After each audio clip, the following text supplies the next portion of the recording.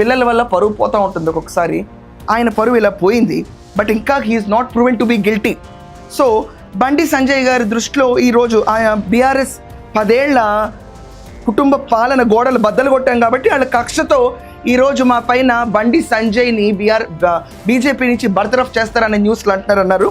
కేసీఆర్ సమాజం దానిలో కూర్చొని ఫామ్ హౌస్లో కూర్చొని బండి సంజయ్ని బర్తరఫ్ చేస్తారు అంటే నీకు ఒకే ఎంపీ లేడు, బర్తరఫ్ చేయాలంటావు. ఎందుకంటే నీ గడిల పాలన బద్దలు కొట్టింది మేమే, నీ అవినీతి సామ్రాజ్యాన్ని కూకటి వేళ్లతో పెకిలించింది మేమే. దానికి ఆయన ఒక పంచ్ లైన్ కూడా ఇచ్చారు. ఈ ఫాల్తూగాళ్ల ప్రచారానికి స్పందించాల్సిన అవసరం లేదన్న స్ట్రాంగ్ లైన్ కూడా ఇచ్చారు.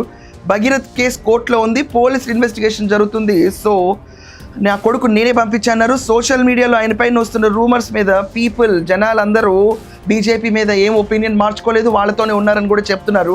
But we have to wait and see. ఒకవేళ బండి సంజయ్ గారిని బీజేపీ నుంచి బర్తరఫ్ చేస్తే, మంత్రి పదవి నుంచి తీస్తే, they should also think about the education minister. వాళ్ళ వైఫల్యం వల్ల ఈరోజు నీట్ 23 లక్షల మంది 24 లక్షల మంది స్టూడెంట్స్ కూడా సఫర్ అవుతున్నారు.